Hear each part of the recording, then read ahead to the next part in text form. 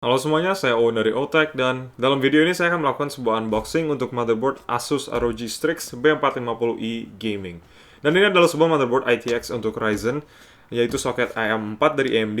Dan memang saya agak telat membuat video ini, tapi memang saya baru saja membeli motherboard ini dan tujuannya adalah untuk mengupgrade sistem saya dengan menggunakan motherboard ini dan juga Ryzen 9 3900X dalam sebuah PC ITX. Dan saya akan menjelaskan mengapa ini sebuah pilihan yang bagus untuk sebuah sistem ITX Ryzen. Bahkan dengan keluarnya desktop seri 3000 untuk Ryzen yang mensupport chipset X570. Dan hal itu karena motherboard ini memiliki beberapa fitur yang memang saya sangat cari dalam sebuah motherboard ITX. Yaitu fitur paling penting adalah memiliki M.2 slot 2 biji, melainkan hanya 1 biji dari kebanyakan semua motherboard ITX yang dibuat untuk AMD socket AM4. Bahkan satu-satunya motherboard yang saya tahu yang mensupport 2 slot M.2 untuk SSD pada form factor ITX dan socket AM4 adalah Asus Crosshair 7 Impact yang sangat mahal berbasis chipset X570. Oleh karena itu saya membeli motherboard ini dan sekarang saya akan melakukan sebuah video unboxing tentang motherboard ini juga walaupun agak telat. Tapi ya ini dia boxnya sendiri seperti Anda bisa lihat. Kualitasnya sangat bagus dan juga Asus sendiri memasangkan stiker AMD Ryzen 3000 Desktop Ready yang sebenarnya bukan stiker, melainkan mereka dengan sengaja mengubah desain boxnya sendiri untuk menginclude gambar itu, bukan hanya menstikerkannya di luar boxnya seperti kebanyakan merek motherboard yang lain. Lalu untuk di belakang boxnya sendiri, seperti Anda bisa lihat, ada fitur-fiturnya sendiri yang diperlihatkan oleh Asus. Dan ya, ini fitur-fitur standar AMD dan juga beberapa fitur seperti tentang M.2 slotnya yang ada dua dan juga memiliki WiFi.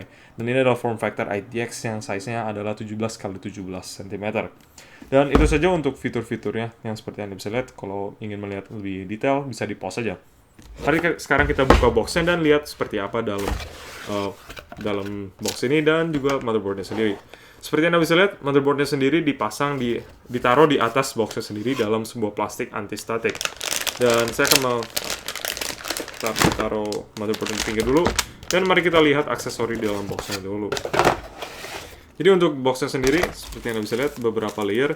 Dan untuk aksesori, Anda mendapatkan sebuah extension audio. Sepertinya ini kabel audio dan juga beberapa zip tie yang agak aneh karena biasanya motherboard tidak menginclude zip tie, tapi melainkan dari power supply. Jadi ini lumayan aneh juga. Lalu ada juga I/O backplate panelnya yang berwarna hitam dan kualitasnya sangat bagus seperti yang Anda bisa lihat. Tidak seperti kebanyakan motherboard yang berwarna silver dan memang kurang bagus. Lalu ada juga beberapa skrup untuk soket M.2 untuk SSD-nya yang di depan dan juga di belakang. Dan juga ada sebuah bracket dan skrup yang saya kurang tahu ini tujuannya buat apa. Lalu ada user manual dari Asusnya sendiri dan CD drivernya di dalam yang seharusnya tidak dipakai, download saja yang paling baru dari websitenya. Dan juga antena Wi-Fi-nya sendiri di-include yang terlihat sangat besar. Lalu ada juga beberapa kabel SATA dan juga ada kabel extension RGB yang terlihat sepertinya mensupport untuk casing-casing dan kipas Ventex.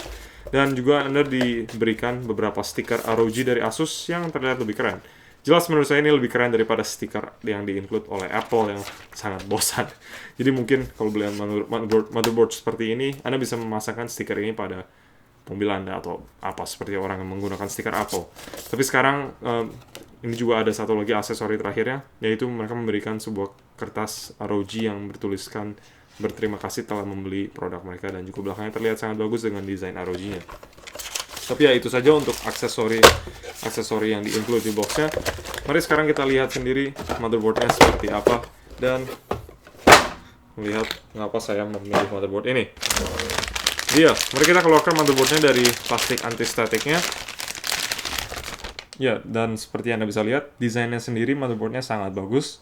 Dan desainnya adalah menggunakan tema berwarna hitam dan juga warna abu-abu gelap. Seperti Anda bisa lihat pada heatsink-heatsinknya bukan hanya warna hitam.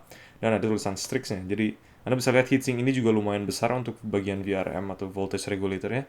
Dan memiliki beberapa fin yang dipotong ke dalam heatsinknya.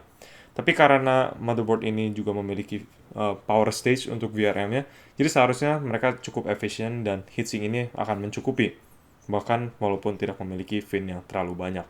Dan di atas Anda juga bisa lihat ada sebuah input power 8 pin, dan juga 3 fan connector dan juga konektor RGB. Hal yang menarik adalah motherboard ini memiliki 3 fan connector, di mana kebanyakan motherboard ITX hanya memiliki 2 fan connector, dan menurut saya itu sangat kurang. Makanya memiliki 3 fan connector ini sangat bagus, karena kebanyakan casing-casing ITX sekarang bisa memasangkan banyak fan di dalamnya. Melainkan ada soket AM4 juga, Anda bisa melihat soket ini menggunakan heatsink bracket yang standar seperti AMD AM4, tidak seperti motherboard ASRock X570 Phantom Gaming, X570 Thunderbolt yang memiliki heatsink spacing untuk Intel yang sangat aneh. Lalu untuk soketnya juga, di sebelah soketnya ada 2 slot DDR4 yang bisa Anda gunakan. Jadi maksimum kapasitas memorinya hanya 64 atau 128 GB, tergantung memori yang Anda gunakan. Lalu juga ada konektor USB 3.0 front panel, USB 2.0, dan juga ada 4 konektor SATA 6 GB per second untuk SSD atau hard drive tambahan, dan juga ada konektor front panel dan juga speaker. Dan di sini ada sebelahnya lagi ada konektor 24 pin untuk motherboardnya ke power supply sendiri seperti biasa. Dan ini adalah hal yang paling menarik dari motherboard ini. Mari kita lihat. Jadi seperti Anda bisa lihat, motherboard ini memiliki beberapa PCB yang ditumpuk untuk bisa memuatkan beberapa komponen dalam tempat yang compact di sebuah motherboard ITX seperti ini. Seperti Anda bisa lihat, di bagian bawahnya ada sebuah heatsink untuk chipsetnya, di chipsetnya sendiri pada motherboardnya, dan di bagian atas ini adalah PCB untuk audio. Seperti Anda bisa lihat, ada kapasitor berwarna golden, dan juga ada konektor front panel audio di sini, dan eksternal audionya di belakang. Dan di paling atas juga seperti Anda bisa lihat, ada konektor M.2 slot yang akan menempel pada heatsink paling atas ini. Jadi ini desain yang sangat pintar dari Asus untuk tidak memakan banyak tempat, adalah menggunakan daughter board dan menambahkan PCB di atas PCB standarnya untuk bisa menumpuki dan menggunakan 2 slot M.2 pada motherboard sekecil ini. Dan itu adalah fitur yang sangat paling penting untuk saya, karena dengan fitur itu berarti saya bisa memasangkan 2 SSD M.2 NVMe yang bisa saya gunakan saat saya mengedit video dan merendernya.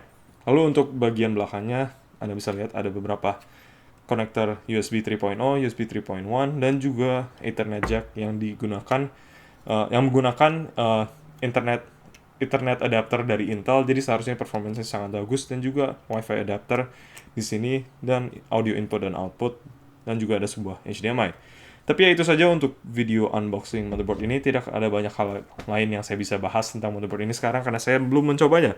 Tapi saya akan membuat video saat saya membuat PC saya yang baru saat menggunakan Ryzen 9 3900X pada motherboard ini, dan saya akan memvideokan seperti apa motherboard ini saat menggunakan CPU high-end seperti itu. Tapi untuk video ini itu saja sementara ini. Terima kasih sudah menonton dan semoga Anda menyukainya, dan jika iya tolong mencet like dan juga tolong klik subscribe untuk melihat video-video saya yang lain. Terima kasih.